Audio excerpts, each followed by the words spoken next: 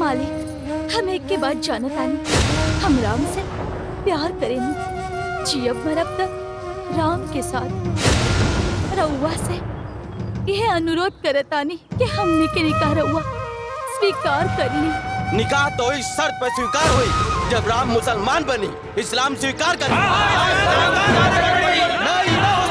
जब ना हो सकेला तो कोर्ट में निकाह भइल, हम इनके स्वीकार नहीं थे। मौलाना साहब, रुआ मालूम होके के चाहिए लड़की के कौन मजहब ना होकेला। लड़की के जात और धर्म ओकरा मर्द के हिसाब से बदलला। मुमताज बियाह के बाद हिंदू बन गल, बियाह हिंदू। मुमताज मुसलमान है, मुसलमाने रही। अब राम के मुसलमान बने के बने। चुप रही जा। रउआ सब आपस में काहे लड़त बानी?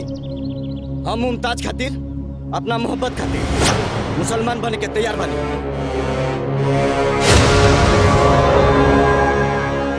ना राम ना, तू पहले भी राम रहल, आज भी राम बाड़ और ये आगे भी रामे रहब।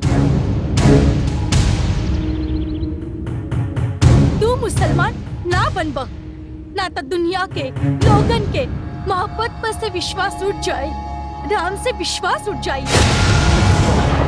लोग कहे लगी हन कि जे अपना मजहब के ना भइल वो गैर के मजहब के का होई। हम मोहब्बत तोहरा से कैले बानी, ना कि तोहरा मजहब से।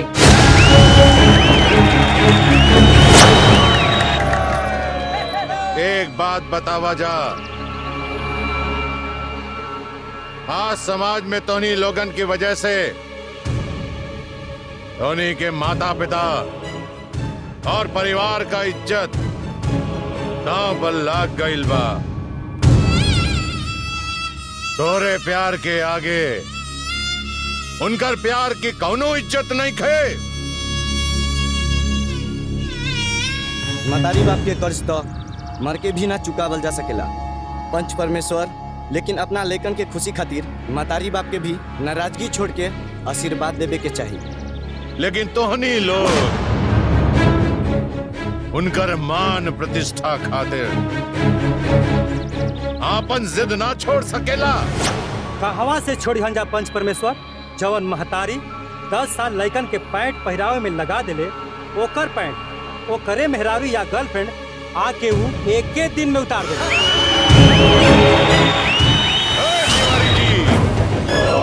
ये मजाक का वक्त नहीं खे। इन्हीं की वजह से यहाँ मजहबी दंगा भी हो सकेला। पंच परमेश्वर, रउआ आदेश करी, दोनों के फांसी पर लटका दिया जाए। ना, ऐसा कोनो फैसला लेवे के हक पंचायत के नहीं खे। देश के संविधान बा, मुल्क के कानून बा। जवन कोर्ट एनी के ब्याह करे के फैसला सुनबले बा, ओकरे खिलाफ पंचायत के फैसला ना होई। नहीं एनी के चलते गांव-गांव में मजहबी दंगा होई।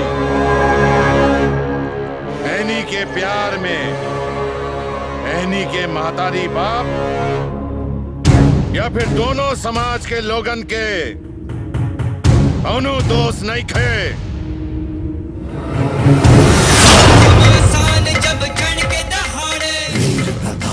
लेकिन एहनी के मोहब्बत से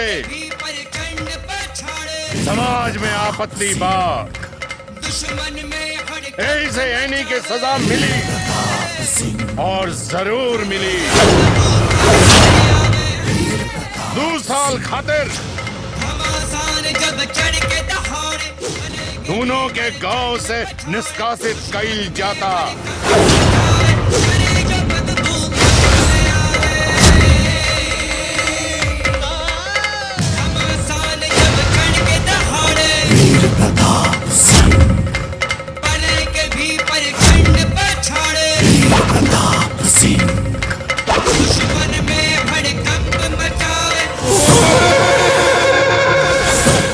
चिंता मत करा, बाबू साहब आवते बाड़न। बाबू साहब तुहनीपुर के चुल्लू भर पानी में डूब मरे चाहिए। इस रामपुर के नाक कटा कर दरसा तुहनीपुर पंचायत में गल रलास ना, घंटा हिलावत रलासा। ठाकुर वीर प्रताप सिंह के आगे आज तक केहू के जुबान खुलल बा कि हमनी के खोली जा। मऊगा हवा सकार है, हाँ? जाके चूड़ी पहन ले सा। बाबू साहब, कहीं तो झंझटे खत्म कर दी। न रही बांस न बजी बांसुरी। मतलब कि राम सिंह और मुमताज का कहानी का चैप्टर क्लोज।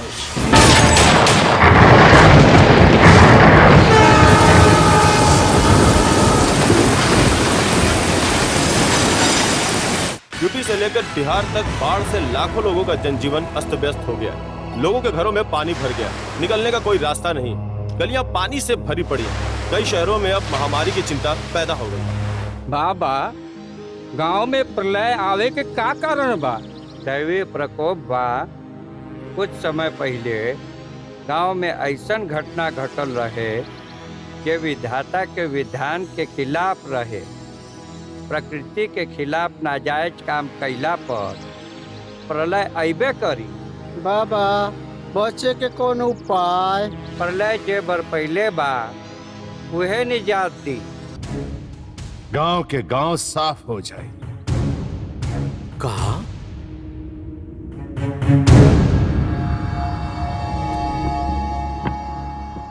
कुछ करी मालिक।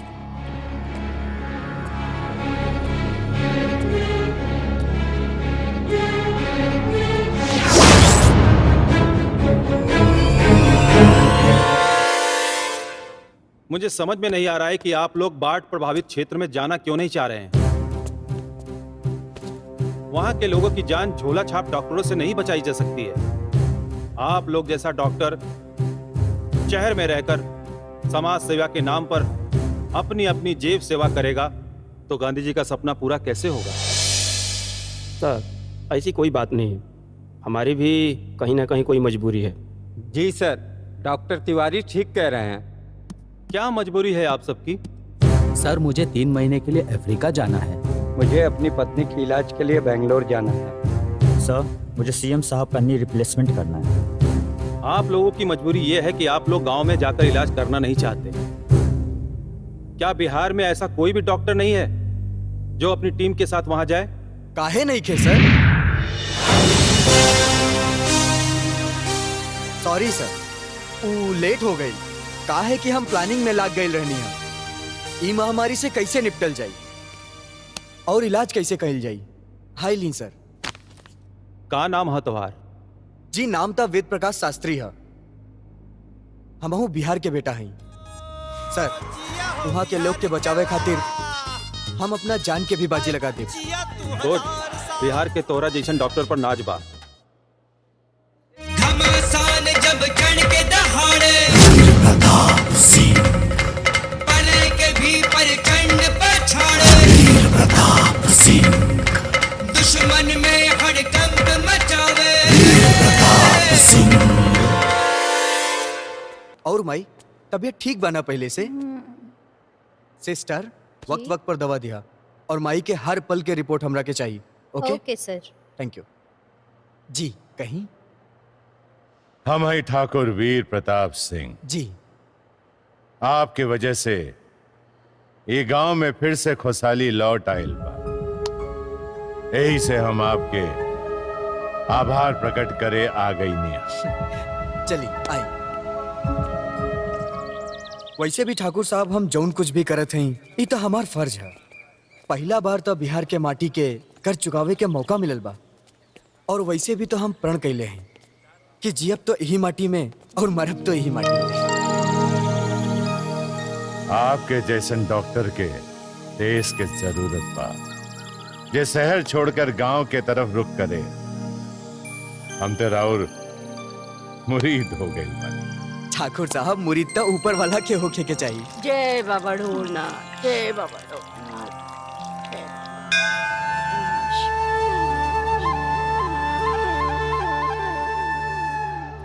नमस्ते गुरु बहन। नमस्ते गुरु बहन। इतना देर कहाँ लगा देलू है गुरु बहन? बहन जी गाय गुरु में लाग गई रहनी है, यही खातिर देर हो गई है। कौनो बात नहीं खे गुरु बहन।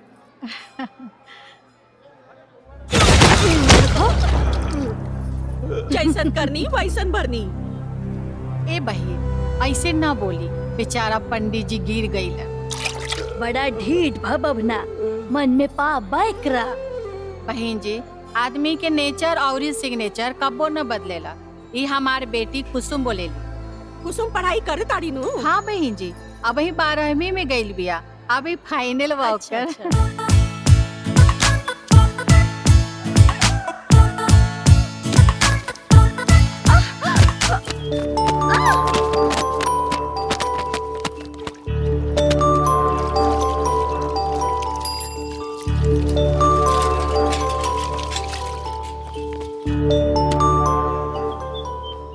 कुसुम। जी बाबूजी। तनी मीठा ले आवा। अरे पानी पी ली ना तो खराई मार दी। अभी ले आवतानी।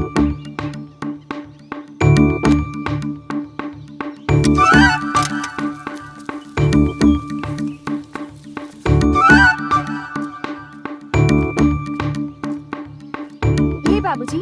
हाँ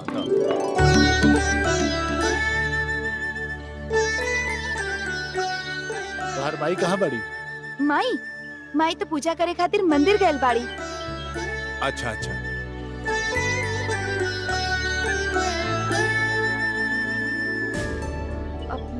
बाबूजी हमरा के कॉलेज के फॉर्म भरे खातिर 500 रुपया चाहिए। अपना माई से ले ली हो। एकरा माई से का मांगे खातिर कहते न रुआ?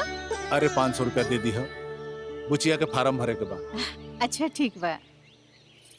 हम खेते जाता नहीं, ठीक बा?